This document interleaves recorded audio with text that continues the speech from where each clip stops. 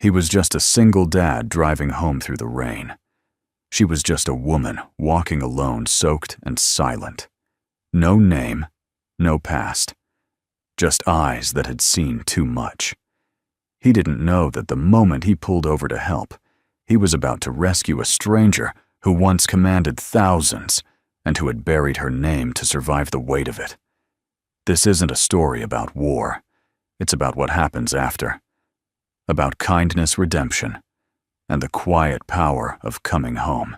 If stories of unexpected grace and second chances move your heart, you're in the right place. Subscribe now and stay with us, because this is one story you'll never forget. The rain in Millridge wasn't gentle that November evening. It wasn't the kind that whispered on rooftops or danced on leaves. It fell hard, angry, insistent, and cold. The kind of rain that seemed to want to drive everything and everyone into hiding. Jack Colton wasn't hiding. He sat behind the wheel of his old F-150, the windshield wipers working overtime, groaning like tired bones. The heater coughed out lukewarm air as he sipped gas station coffee and watched the road. On the passenger seat, a brown paper bag with chicken tenders and fries steamed faintly through the soggy paper. It was for Maggie, his 7-year-old daughter, waiting at home with a blanket over her knees and a book on her lap. Jack liked to imagine she was reading, but he knew she was probably watching the old VHS tape of Matilda for the 100th time. He glanced at the clock. 6:15. Another 5 minutes and he'd be home. That's when he saw her. She was walking along the side of Route 17, head down hair, matted to her face, a military green backpack slung over one shoulder. Her coat looked too thin, her boots too worn. There was something about her posture, not desperate, but defeated, like someone not looking for help anymore. Jack slowed. Against every cautionary tale about picking up strangers, especially in weather like this, he rolled down the window just enough to shout through the downpour. "You need a ride." She stopped walking, but didn't look at him. For a moment, Jack wondered if she even heard him. Then slowly she turned her face toward the truck. Pale, wet, tired. She didn't answer, just nodded once sharply. Jack leaned across and pushed the door open. She climbed in without a word. The truck smelled of damp flannel and fried food. She didn't shiver, but he could tell she was cold. Her fingers were clenched around the backpack strap like it was the only thing anchoring her. "Name's Jack," he said, glancing sideways. "I live just a few minutes up the road. I've got a little girl, if you need somewhere to get dry." Her voice was hoarse, like it hadn't been used in a while. "Thank you." That was it. Jack didn't ask more. He'd seen enough in people's eyes to know when questions would only add weight. They drove in silence. The rain beat down harder, blurring the pine trees that flanked the road. Jack stole glances at her. She looked to be in her early 40s, but that was a guess. There was a stillness in her, a kind of restraint that reminded him of soldiers he'd met while volunteering at the VFW years ago. But she didn't carry herself like someone proud. She looked like someone who'd stepped out of their own story.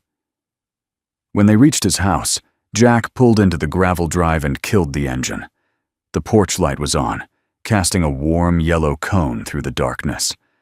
The house was modest, wooden, weathered, but clean. Home. Maggie opened the door before Jack reached it. "You're late," she said, pouting, then noticed the woman and fell silent. "This is a friend," Jack said carefully. "She got caught in the storm." Maggie blinked her big eyes, studying the woman. "Do you want some cocoa?" The woman hesitated, then nodded. "Yes, thank you." They stepped inside the warmth from the wood stove, embracing them immediately. The woman stood by the door, dripping silently, as Jack fetched a towel and an extra hoodie from the laundry basket. Maggie disappeared into the kitchen, pulling a step stool to reach the cocoa tin. "You can stay in the guest room tonight," Jack said, handing her the towel. "It's not much, but it's dry." "I won't be long," she said, voice barely audible. "Just tonight." Jack didn't argue. While Maggie stirred the cocoa and hummed a made-up song, the woman sat at the edge of the couch unmoving. She didn't take off her boots. She didn't ask questions. But her eyes scanned the room photos on the mantel, the bookshelf, the toy unicorn on the floor. She noticed everything. "What's your name?" Maggie asked, handing her a chipped mug. The woman hesitated. Then softly, "Claire." "Hi, Claire." Maggie beamed. "That's a pretty name." Claire smiled barely. It looked like her mouth had forgotten how to do it. Later that night, after Maggie had fallen asleep, curled up next to her dad on the couch, Jack brought out a blanket and pillow. "I'm not going to ask," he said, meeting Claire's gaze. "But if you need to talk, I'll listen." She looked at him for a long moment. Then she said, "I used to be someone. Then I lost that someone. Now, I don't know what's left." Jack didn't reply right away. He unfolded the blanket, placed it on the edge of the couch, and stood. "Well," he said gently, "tonight what's left is cocoa dry socks and a roof that doesn't leak. Let's start there." Claire blinked, then nodded. Outside, the rain kept falling, but inside something quiet and invisible began to thaw. The next morning arrived in silence. No birdsong, no rustle of wind, just the hush that follows a heavy snow, blanketing the world in stillness. Jack stood by the kitchen window, hands wrapped around a chipped blue mug, watching flakes drift lazily from the gray sky. The world outside was all white and soft edges, the kind of morning that made time feel slower, like the town had decided to hold its breath. Behind him, the quiet shuffle of footsteps on wood made him turn. Claire stood at the hallway's edge, the hoodie he'd given her hanging loose over her frame, sleeves covering her hands. Her hair was still damp, falling in tangled waves past her shoulders. She looked, not afraid, but uncertain, like someone waiting to be told whether she could exist here or not. Jack offered a small smile. "Coffee?" She nodded. "Please." He poured her a cup and set it on the table, then slid the sugar toward her without a word. She took one spoonful, stirred once, and sipped. Her fingers trembled slightly. "I didn't hear you come down," he said, breaking the hush. "I used to move quietly," she replied. "It's a habit." Jack didn't press. Habits, in his experience, always came from one of two places: discipline or trauma. Or both. "Did you sleep okay?" Claire paused. "I stayed awake. Not because of the house. Just, it's been a while since I slept somewhere warm." Jack nodded, filing that quietly away. "Where's your daughter?" "Still out," he said, glancing at the hallway. "Saturdays she sleeps in like it's a sport." Claire looked down at her cup. "She's sweet. Reminds me of someone I used to know." "You have kids?" "No," she said quickly then. "After a beat, I don't think I'd have been good at it." Jack tilted his head. "You were good with her." She gave a small, tight smile that didn't quite reach her eyes. "That's different." Jack let the silence stretch, comfortable with not filling it. Instead, he grabbed a pan and cracked 2 eggs into it. Claire watched him cook, her eyes following the motion of his hands with quiet intensity, like she was studying him, or perhaps like she hadn't seen something this normal in a very long time. "Do you always take in strangers?" she asked finally. "Nope," Jack said, flipping the eggs. "Just the ones walking through freezing rain with nothing but a backpack and an expression that says they've forgotten how to ask for help." Claire exhaled a laugh. Soft, dry, real. "That's oddly specific," she said. Jack grinned. "It's been a weird week."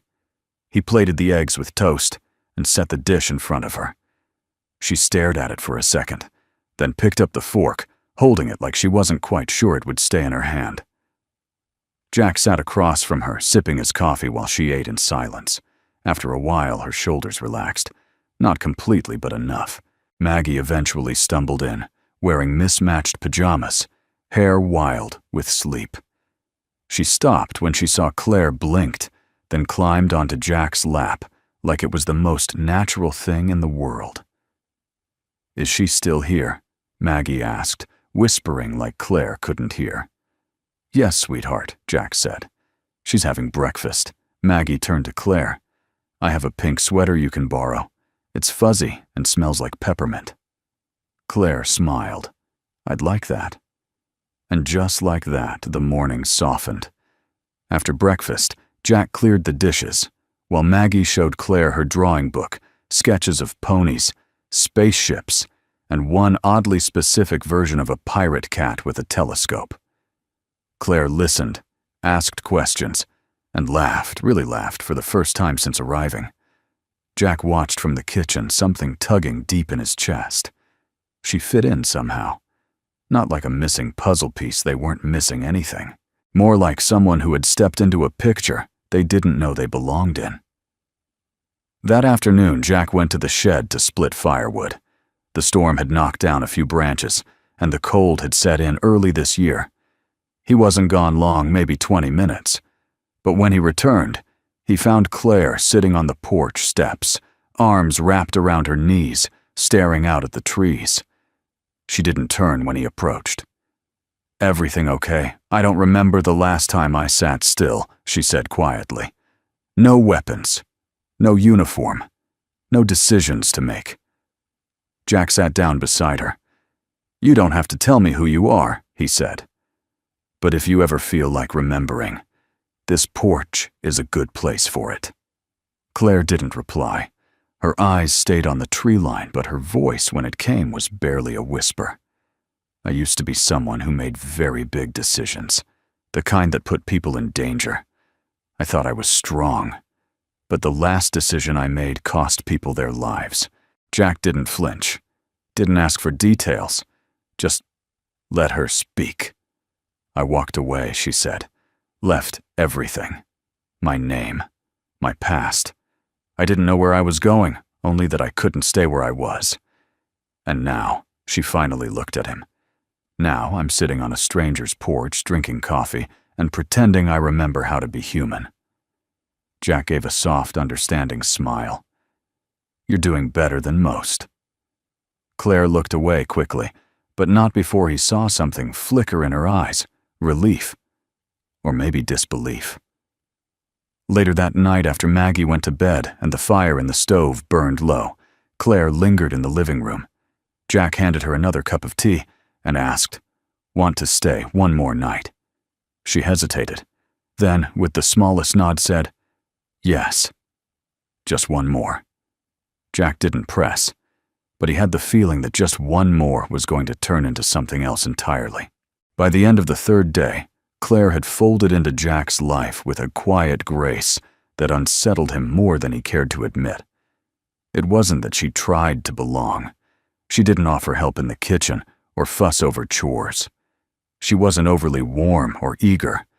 She simply existed within their space, with an almost eerie fluidity, like a ghost who knew where everything was before being invited in.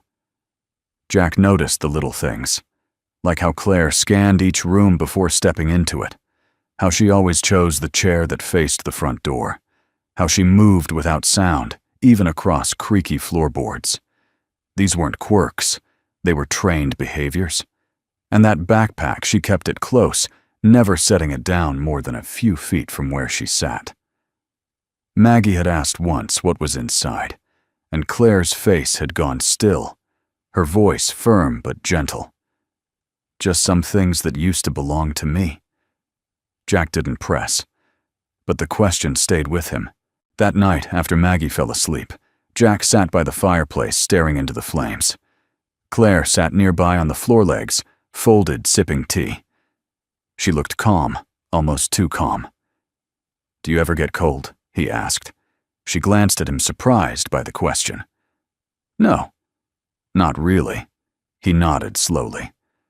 That a learned thing, Claire's eyes held his for a beat too long. Then she said, "Some places don't leave room for cold." Jack set down his mug. "I worked in construction for 15 years. You get good at reading structure, knowing when something's out of alignment, even if it looks fine on the surface. Claire didn't answer. He continued. People are the same way. You walk like someone who's had to be alert for a long time. You barely eat. You don't sleep. You never turn your back to a door. Her knuckles whitened on the teacup. I'm not accusing you of anything, Jack said gently. But I have a daughter. And you, whatever your story, it matters. Claire looked down. Her voice when it came was rough. I didn't come here to hurt anyone. I don't think you did, Jack replied. But I think you're running from something that still has teeth. Claire stared into the fire. Do you believe in ghosts? Not the spooky kind. She nodded slowly. There are things in my past that I can't outrun. Mistakes, orders I gave, lives I lost. Jack waited. Claire set down the teacup. One of them was my husband. That hung in the air between them like a dropped anchor. I was responsible, she said. I signed off on the mission. He was leading the team. There were complications. Intelligence failures. Maybe sabotage. I don't know. But he didn't come back. And I was the one who sent him. Her hands were trembling now. They told me to move on, that it was part of the job. But I couldn't. I left. Changed my name. Started walking. Jack's voice was low. You were in the military. Claire gave a hollow laugh. I was more than that. But before she could say more, Maggie's voice came from the hallway. Daddy Jack turned to see her rubbing her eyes holding a sketch pad. I couldn't sleep. Claire stood immediately kneeling to Maggie's level. Want me to read to you? Maggie nodded. Will you stay till I fall asleep? Claire hesitated only a second. Then, yes. Of course. Jack watched as she took Maggie's hand, guiding her gently back down the hall. She didn't flinch at the creaky boards, didn't need a light to find the door. Moved like she had always known the path. When she returned 15 minutes later, her face was softer. She asked if I had a daughter. Claire said quietly. What did you say? I said no. But that if I did, I'd want her to be like Maggie. Jack studied her carefully. There was something unraveling in her, something fragile and profound. He saw it in the way her shoulders no longer braced for impact, in the way her voice didn't carry its usual caution. She was thawing. Slowly, carefully. Do you want to stay? He asked. More than just tonight, Claire didn't answer right away. Instead, she looked around the room, the worn couch, the framed photos, Maggie's lopsided art taped to the wall. Then she met Jack's gaze. I don't know if I'm safe to be around. Jack's reply was quiet but certain. You are here. That's enough for now. She looked down, blinking quickly. Outside, the snow had begun again. Thick flakes floated past the window, settling gently on the porch. And inside, for the first time since she arrived, Claire didn't sit facing the door. The next morning, the world outside had turned to crystal. Fresh snow blanketed the yard, thick and untouched, glinting in the sunlight like powdered glass.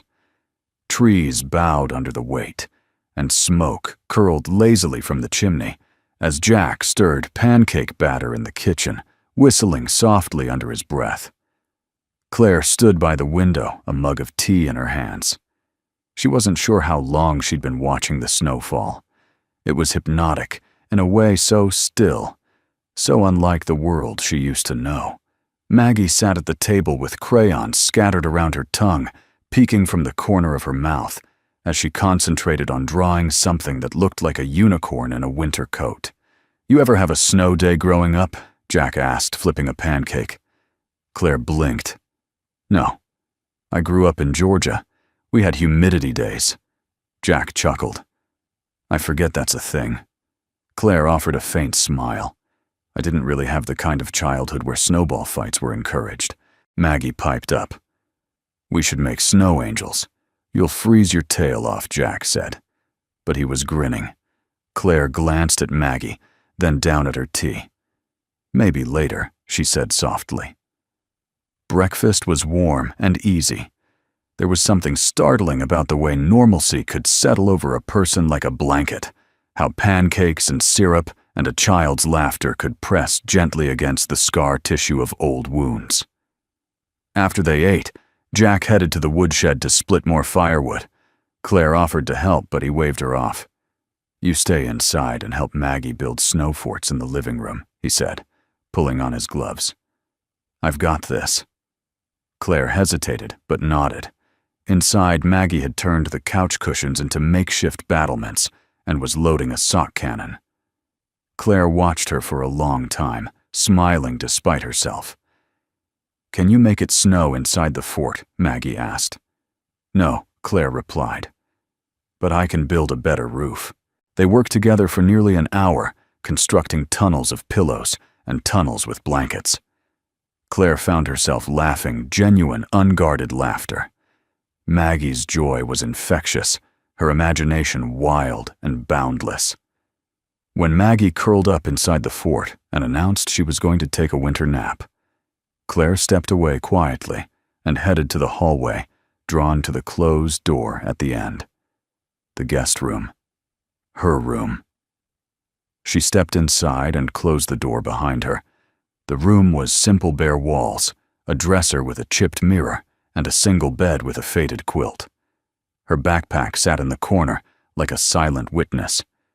Claire sat on the edge of the bed and reached for it. Her fingers hesitated at the zipper. Then slowly, deliberately, she opened it. Inside was what you might expect from someone traveling light: a change of clothes, a battered notebook, a worn photo of a man in uniform. Daniel, and beneath that, wrapped in an old t-shirt, a small box. Black. Heavy. She opened it. A military ID, a set of medals, a silver dog tag, and at the bottom, a single sheet of paper creased yellowing with one word typed at the top in bold, confidential. Claire stared at the paper for a long time before folding it back and setting the box down.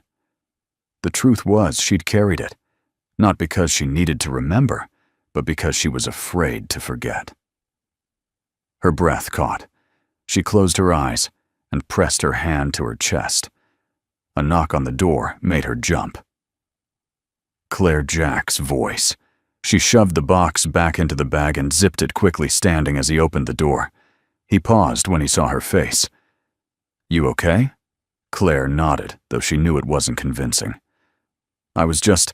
She gestured vaguely at the window. "The snow's beautiful." Jack stepped inside, arms full of wood. "It's going to get colder tonight.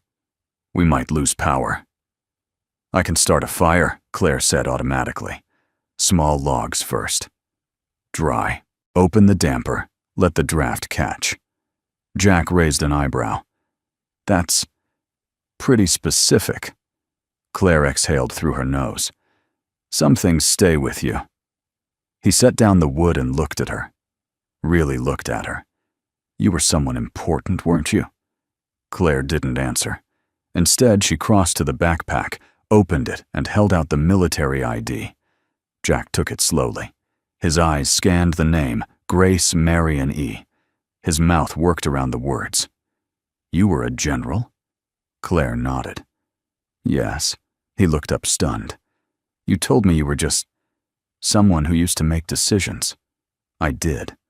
And some of them cost lives, including my husband's." Jack held her gaze. "I didn't leave because I was ashamed of being a soldier," she said.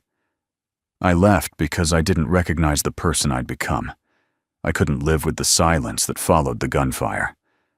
For a moment, neither of them spoke. Then Jack said quietly, "You're not that person anymore." Claire looked away. "A name tag doesn't come off just because you change zip codes." "No," he agreed. "But people do." He handed the ID back. "You want to keep hiding, that's your choice. But just so you know, Maggie thinks you're magic." Claire blinked, caught off guard. "And I'm starting to agree with her." Outside, the wind picked up, rattling the windows softly. Inside, Claire placed the ID back in the bag, zipped it up, and turned toward Jack. "Thank you," she said. He smiled. Any time, General? She winced. Too soon. She nodded. He grinned. All right then. Claire it is. And for the first time she felt like the name might actually belong to her. Claire didn't go into town often. She said it was because she didn't want to be a burden, didn't need much. But Jack suspected it was more than that. There was something in the way her eyes flickered toward every parked car, how she avoided standing in line, how she scanned a room without ever moving her head. She wasn't afraid exactly.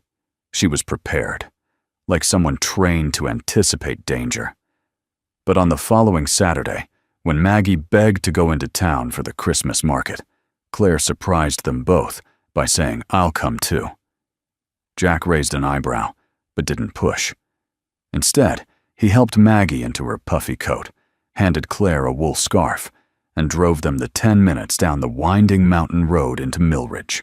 The town square was alive with color, twinkle lights strung from lampposts, garlands in shop windows, the smell of cinnamon and roasted nuts drifting through the air. Carolers sang near the courthouse steps, slightly off-key, but full of joy. Maggie bounced between booths, dragging Claire by the hand, pointing out every ornament and handmade toy. Claire followed, smiling more openly than Jack had ever seen. She even bought a small wooden star for Maggie, who declared it the luckiest one. They were laughing over hot cider when it happened. A man in uniform, army fatigues decorated with a few modest pins, stepped out of the hardware store. He was middle-aged, stocky with a limp that suggested an old injury. He carried a small bag of screws and duct tape. At first, Claire didn't notice him, but he noticed her. He froze mid-step, his eyes locked on her face, confusion flooding his features. Then came something else recognition. Shock. Claire turned cider in hand and met his stare. Time seemed to stop. He dropped the bag. It hit the ground with a metallic clatter. "Ma'am," he said hoarsely. Jack turned in time to see Claire go still, her back straightening as if pulled by an invisible string. The cup in her hand trembled. "Ma'am," the man said again, louder now. "Ma'am." "You're the general." Claire didn't move. Neither did Jack. People nearby began to glance over, sensing something just off the rhythm of the moment. The man stepped forward, awe etched deep into his face. I served under you. Afghanistan. Operation Hollow Ridge. Captain Eric Dawson, ma'am. It's an honor." Claire opened her mouth, closed it, then said quietly, "Dawson." He nodded eagerly. "Yes, ma'am. You saved my team. You ordered the airlift. If you hadn't..." "That's enough," she said softly but firmly. Dawson faltered. "I'm sorry. I didn't mean to cause a scene. We thought you were..." He didn't finish. "Dead," Jack filled in the silence silently. "I'm not," Claire replied. "But I'm not in command anymore." Dawson looked pained. "Still. It's good to see you. Really good." Claire nodded once. "You too, Captain." He gave a slight awkward salute, hesitated, then picked up his bag and disappeared into the crowd. The moment passed like a sudden gust of wind. They're then gone, but the silence it left behind was heavy. Jack stepped closer. "You okay?" Claire didn't answer right away. She looked down at Maggie, who stared up at her with wide, curious eyes. "You were a general?" the girl asked, not quite understanding the weight of it. Claire crouched to Maggie's level. "A long time ago," she said. "But I didn't bring that version of me here." Maggie tilted her head. "Did you have a big office?" Claire blinked, then laughed a short, startled sound. "Yes. Bigger than this whole square." Maggie seemed satisfied with that and skipped toward the next booth. Jack and Claire lingered behind. "I guess that's out now," he said, quietly. Claire nodded, eyes scanning the crowd again. "I didn't want this to happen. I didn't want anyone to find me." "You think he'll tell someone?" "Maybe. Doesn't matter." The moment he saw me, it started unraveling. Jack didn't know what to say to that. He hated the way she said it, like a woman expecting everything to collapse. "You know," he said back there when he said your name. "You didn't run." Claire looked at him. Her expression was unreadable, but her voice was low, steady. "I wanted to, but Maggie was watching." Jack smiled faintly. "You still have command presence." Claire shook her head. "I haven't commanded anything in 2 years." "You commanded the snow fort." Jack teased gently. That earned him the smallest smile. They drove back in silence, Maggie fast asleep in the back seat, clutching her wooden star. Back at the cabin, Claire stood at the porch, watching the first flakes of evening snow begin to fall. Jack joined her. "I can leave," she said suddenly. "Tomorrow. It might be safer." For who, Jack asked. For you. For Maggie. For me. He looked at her for a long moment. "You think the people who need protecting are out there?" She didn't answer. He took a breath. "You don't have to run anymore. Maybe the person you used to be. General Marion Grace did. But Claire. She fits here." Claire's eyes shone, but no tears fell. "I'm not sure who I am now." Jack nodded. "Then stay, and figure it out." She looked up at the sky where snow began to dust her shoulders. And for the first time, she didn't flinch at the weight of her own name. That night, the wind howled like a wounded thing. It swept down from the hills and slammed against the cabin, rattling the windows and whistling through the chimney. Jack threw an extra log on the fire, while Claire stood at the kitchen sink, hands wrapped around a mug she hadn't touched in 15 minutes. She hadn't spoken much since they returned from the market. Maggie had gone to bed early, exhausted from the excitement. Jack had read her a chapter from Charlotte's Web and stayed until her breathing slowed steady and soft beneath the quilt. Now the house was silent, except for the fire crackling and the wind moaning outside. Claire hadn't moved.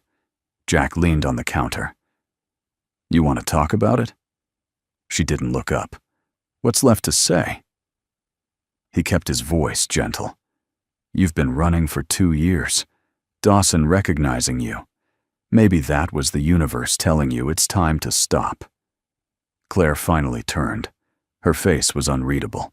"Do you know what it's like to wake up every day and forget who you used to be, just enough to get through it?" she said quietly. "To look in the mirror and hope the person staring back doesn't remember either." Jack didn't answer. She set the mug down carefully. "I buried that name.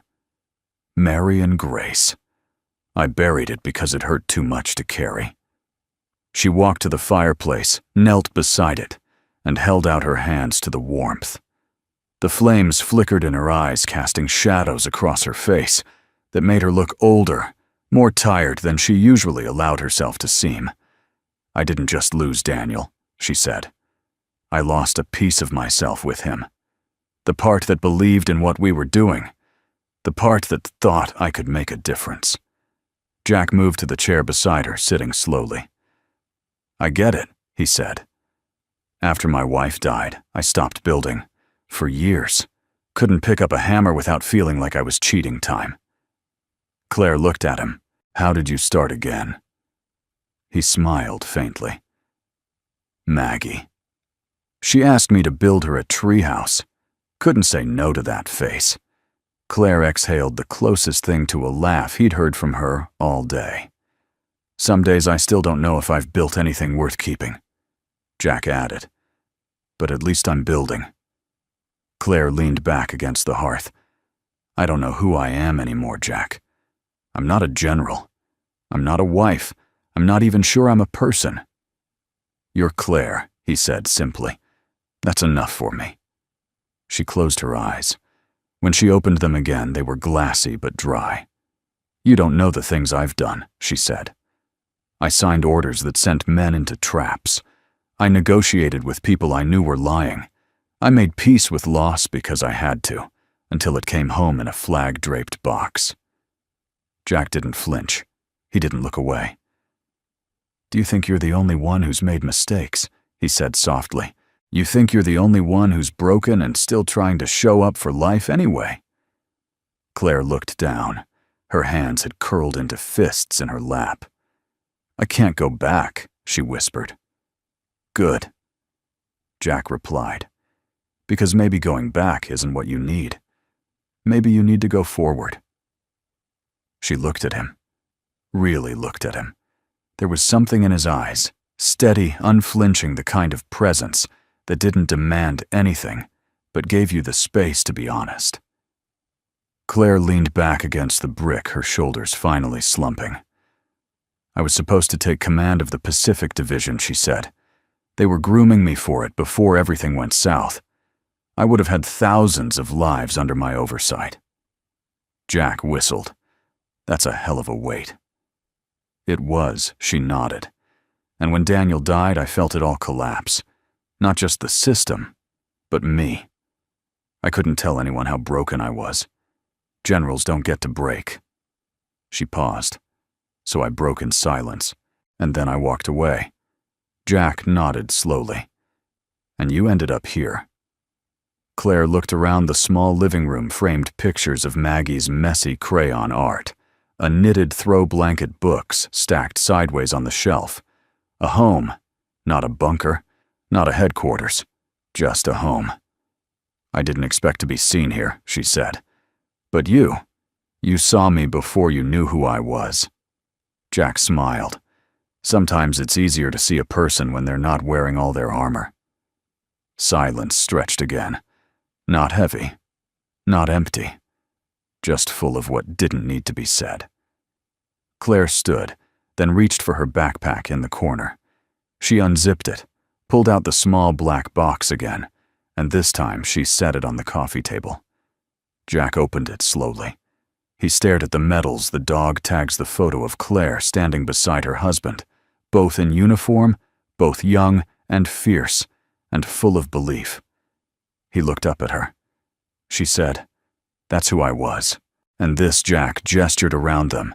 "This is who you are." Claire nodded. Not with certainty, but with something close. Maybe peace. Maybe beginning. And in that quiet, for the first time in 2 years, she let herself believe she wasn't just surviving. She might be starting to live again.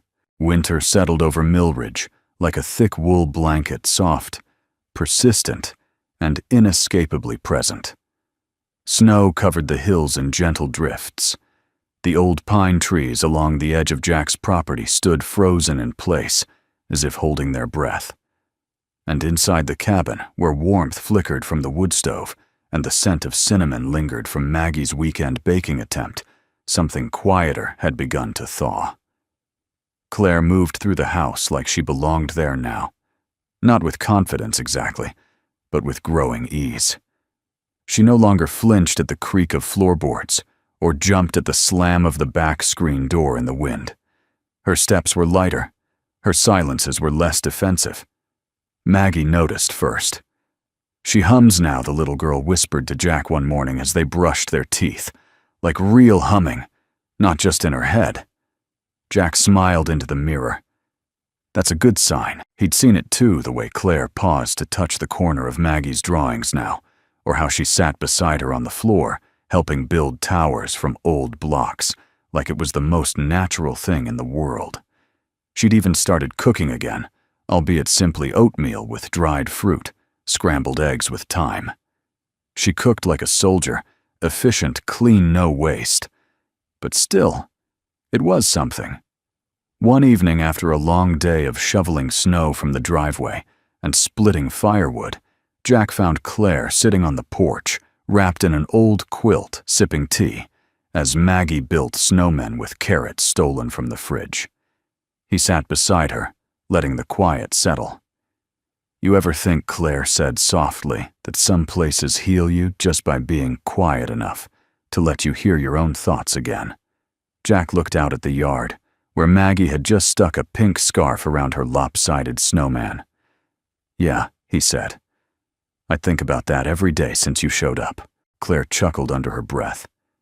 "Do you miss it?" he asked. "The uniform, The command, the clarity, knowing your role. Claire didn't answer right away. I miss being certain, she said at last. I miss waking up and knowing exactly what I had to do. Orders were clean, simple. Consequences were measurable. She sipped her tea. But I don't miss the silence afterward.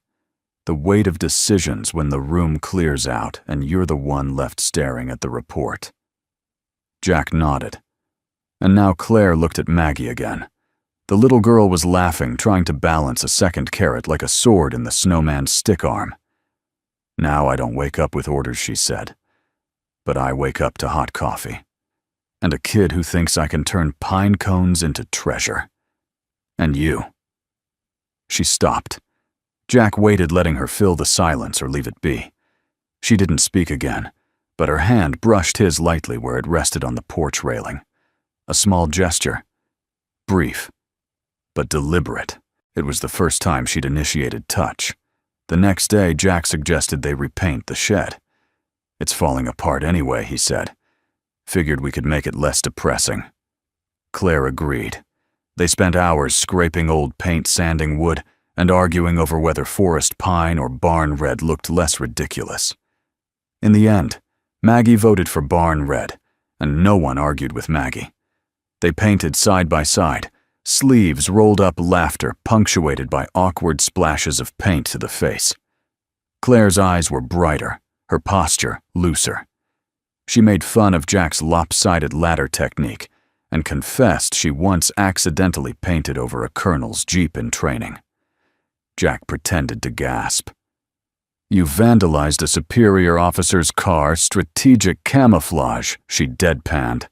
He laughed so hard he nearly tipped the paint can.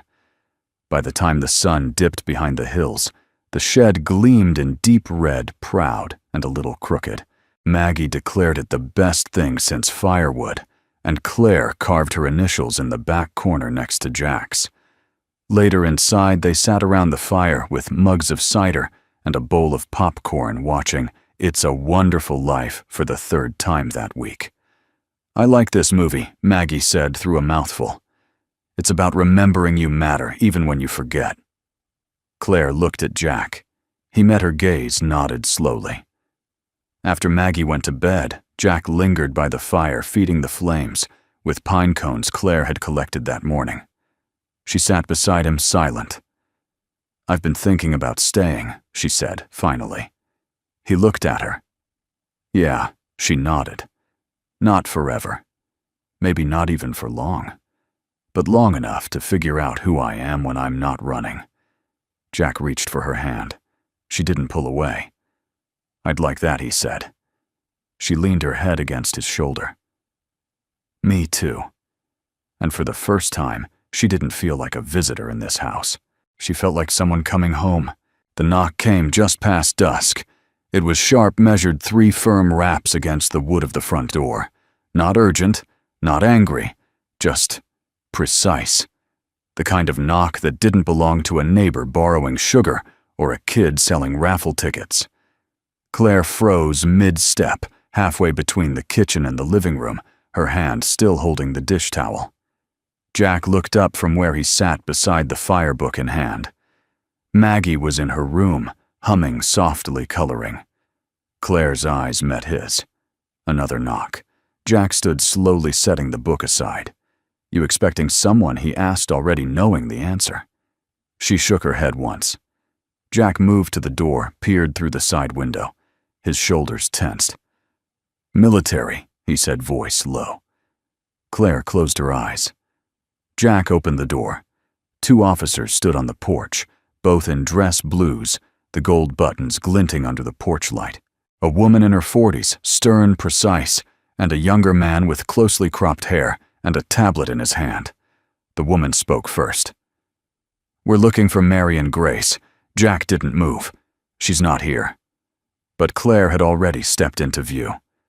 It's okay, she said. Voice steady. I'm her. The woman inclined her head. General Grace. I'm Colonel Dana Ashford, JAG Corps. This is Lieutenant Ross. May we come in? Jack looked at Claire. She nodded once. The officers entered with polite formality, removing their hats, brushing snow from their shoulders.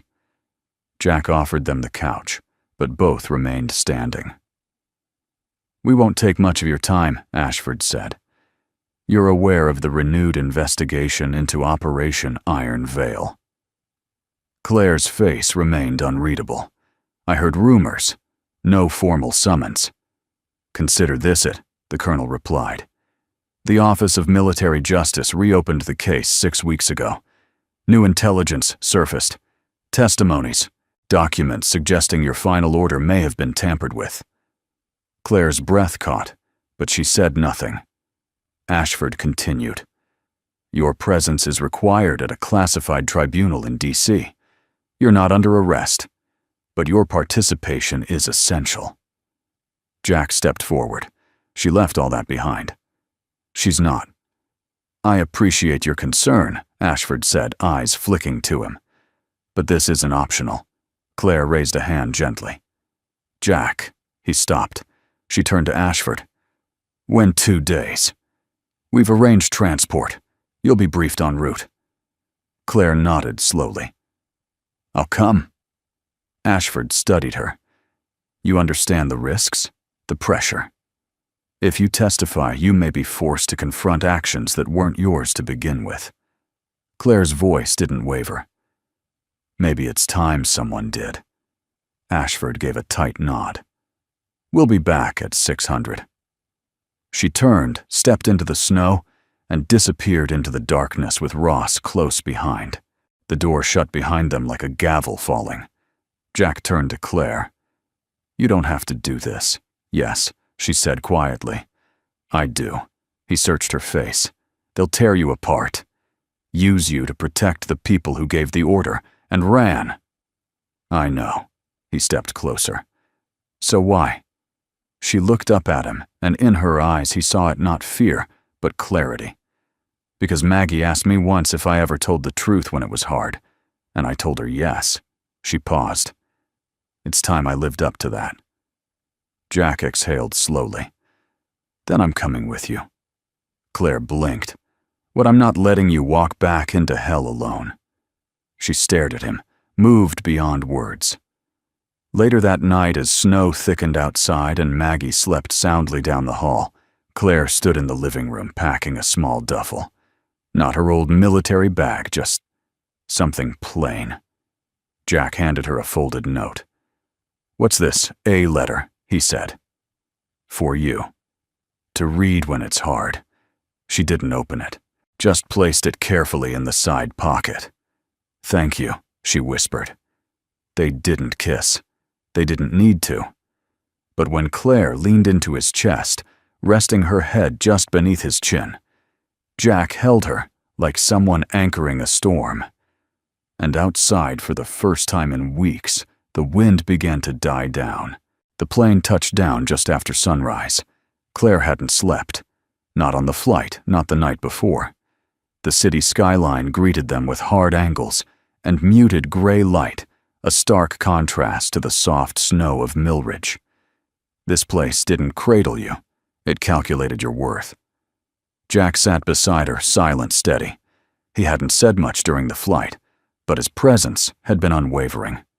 No questions, no lectures, just calm. They were met at the gate by 2 uniformed escorts. Jack was directed to a waiting area. Claire was led through a maze of corridor security checkpoints and quiet stairs, some curious, others cutting. Finally, she entered a wood-paneled chamber with a long table, a microphone, and 5 officers seated across from her. Flags lined the back wall. Everything smelled of old paper and power. "General Grace," a voice called. Claire straightened. The woman at the center, Major General Lorraine Tate, gestured toward the empty seat. "Thank you for appearing on such short notice." Claire nodded and sat. Tate continued. "This is not a criminal proceeding. You are not on trial. However, your testimony may determine the responsibility behind the failures of Operation Iron Veil." Claire met her gaze. Understood. Another officer, a legal advisor, leaned forward. General, in March of 2021, you authorized a covert extraction in northern Syria. The mission failed. 6 American lives were lost, including your husband, Lieutenant Colonel Daniel Grace. Is that correct? Yes. At the time, you accepted full accountability. I did. The officer slid a folder across the table. New evidence suggests your final order was altered. Communications logs indicate a possible override from an encrypted external command source. Claire didn't flinch. I suspected as much.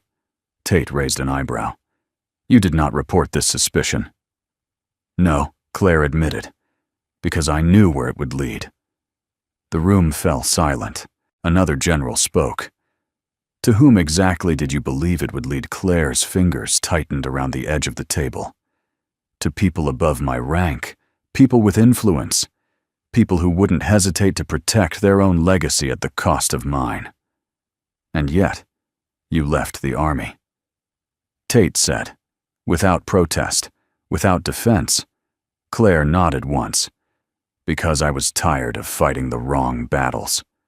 The legal advisor leaned in. Then why come now? Claire reached into her coat pocket, pulled out Jack's folded letter. She didn't read it, just held it in her hand. Because I found a reason, she said. A child. A man. A home where no one cared about stars on a shoulder or ribbons on a chest. They cared about honesty. About being the kind of person you want a child to believe in.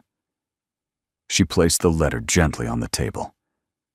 I came here not to clear my name, she continued, voice calm but unwavering. I came here to tell the truth, because if those men died due to sabotage or political games, then their families deserve more than a folded flag and silence. The youngest officer, a captain, leaned back. His expression had shifted from skepticism to something softer. Respect, maybe. Tate spoke again.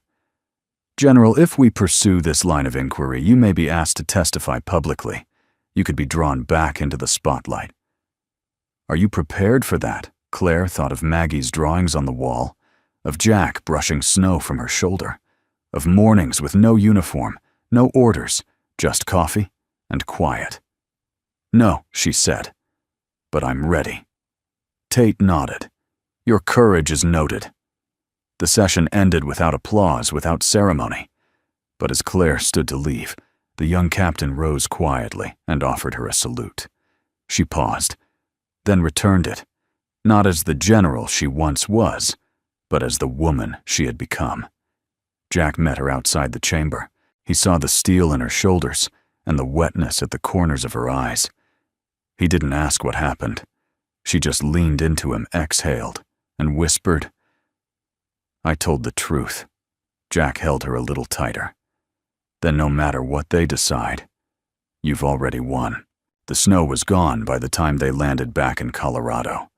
Spring had begun its slow approach, bringing with it the smell of thawed earth and the delicate pink blossoms of wild plum trees along the highway. Jack drove with one hand on the wheel and the other resting on the center console, fingers loosely intertwined with Claire's.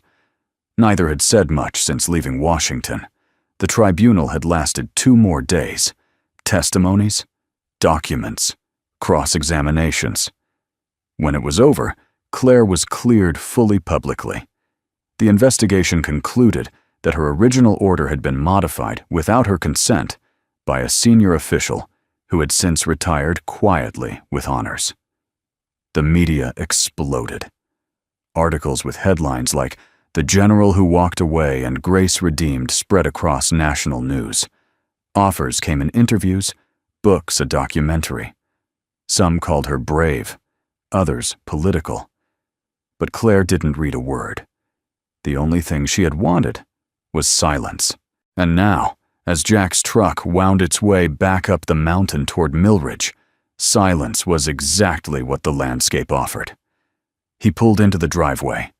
The cabin stood just as they had left it, weathered, welcoming, and entirely unchanged. Claire stepped out and closed her eyes. The air was clean here. Not sterile like a tribunal room, Not electric, like a press briefing. Just clean. Maggie burst out the front door before they could reach the steps. "You're back! You're back!" Claire knelt and the girl wrapped her arms around her neck, squeezing tightly. "I missed you," Maggie whispered. "I missed you too," Claire replied, her voice catching slightly. Jack watched from the porch, hands in his pockets.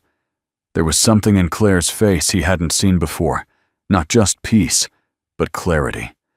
A woman who had carried the weight of command, then grief, and now choice. That night after dinner, Claire stepped outside while Jack cleaned up. She stood at the edge of the porch, looking out over the woods, the trees swaying gently in the wind, like they were breathing. Jack joined her a moment later. "They called again today," he said. "Pentagon. Asked if you'd consider a return. Strategic advisory position. Flexible. Mostly remote." Claire didn't turn around. "I know," she said. "They called me too." Jack waited. She finally faced him. "I'm not going back. You sure?" "Yes." He studied her face. "Why?" She took a breath. "Because I don't want to live in a world where my worth is measured by how much I can carry. I want to live in one where I can set things down." She smiled, faint and certain. "I've carried enough, Jack." He nodded. "I figured you'd say that." "Yeah, I already turned them down for you." Claire blinked. "You what?" Jack shrugged. "They said advisory. I advised." She laughed. The sound was real rich, unburdened. "I want to teach," she said suddenly. "Maybe history, maybe ethics. I don't know yet. But I want to help people understand that the cost of war isn't just numbers or medals. It's people." Jack took her hand. "You'll be amazing," he said.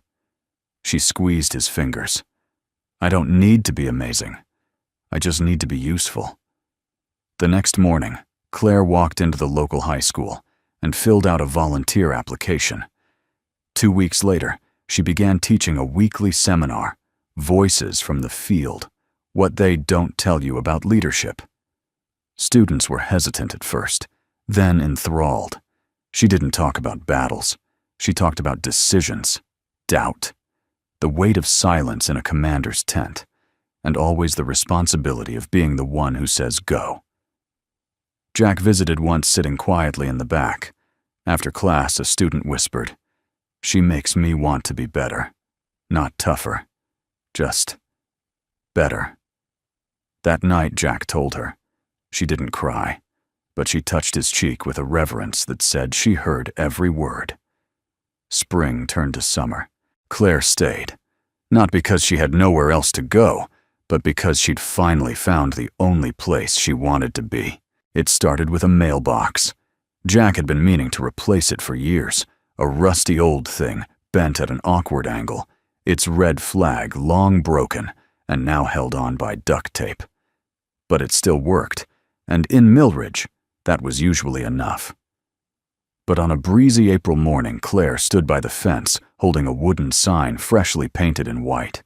Her fingers were stained with the color, and there was a dot of blue on her cheek she hadn't noticed.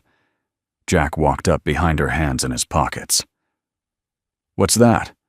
Claire turned the sign so he could read it. Grace Colton Jack's heart caught. "No titles," she said. "No ranks. Just names." She walked to the new post they'd dug last weekend, screwed it in place, and stepped back. The sign swayed slightly in the breeze. 2 names carved side by side, equal. Shared. He wrapped his arms around her from behind. "You know Maggie's gonna ask if this makes you married?" Claire leaned into him. "And what are we going to say?" Jack rested his chin on her shoulder. "We'll tell her what matters, that it makes us home." Maggie did ask within the hour. "While feeding chickens," Claire replied without hesitation. "It means we chose each other." Maggie blinked, considered that, and nodded. "Okay." That evening, as twilight stretched across the valley and fireflies began their quiet dances among the grass, Claire sat on the porch, swing her arm draped across the backrest, watching Maggie chase glowing bugs with a mason jar and wild laughter. She felt Jack's hand slip into hers. "I never thought I'd see you here," he said. "We're alive. Whole. Laughing at lightning bugs." Claire smiled. "I never thought I'd be this person. And now I think," she said, "I was always meant to become her. I just had to break first." They sat in silence, the kind that didn't need filling. Behind them, through the open window, a soft wind lifted a few papers on the table notes for Claire's next school seminar. She'd started working with veterans too, hosting quiet coffee hours, where no one had to explain why certain sounds made them flinch. Healing, she had learned, wasn't linear. It didn't arrive all at once or stay in perfect shape. It showed up in moments, small, hard-earned, precious, like a child's drawing taped to the fridge, like laughter in a home once filled with silence, like love blooming after grief. One afternoon, weeks later, Claire stood at the front of her last seminar for the school year. The students, 18 of them, watched her with that quiet, curious reverence reserved for someone who had seen something and returned to tell the truth about it. She picked up a piece of chalk, wrote on the board. "Leadership is not about commanding, it's about carrying." Then she turned and smiled. "In this room, you don't have to carry alone." That night, Jack found her in the garden pulling weeds with her sleeves rolled and hair tied back in a messy knot. "You've got dirt on your forehead," he said. She smirked. "Earned it." He held out a small box. She raised an eyebrow. "This better not be what I think it is." He opened it. Inside was a ring, not gold or flashy, just a simple band made of polished wood and silver. "It's not a proposal," he said. "It's a promise. That I see you. That I'm not going anywhere." Claire stared at the ring for a long time. Then, without a word, she slipped it on. Later that night, Maggie declared they were now officially unofficial and made them dance in the living room to a Frank Sinatra record with the volume turned too high. Claire danced barefoot, laughing, and Jack spun her once, then twice, like she weighed nothing at all. When the music faded, Claire stepped out onto the porch. She looked up at the stars. No uniform, no rank, no battles left to fight. Just a name, a home, a second chance. She whispered to the night air, to the past that still lingered in old shadows. "I made it back." And for the first time in years, the silence inside her answered, "Welcome home. We'd love to know, where are you watching from? Drop a comment and share your thoughts with us. Your stories, your reflections, they mean more than you know." If this story touched your heart, we invite you to subscribe to our channel. There's always a seat here for those who still believe in kindness, in second chances, and in the quiet miracles that change lives. Thank you for spending time with us today. From our hearts to yours, we're so glad you're here.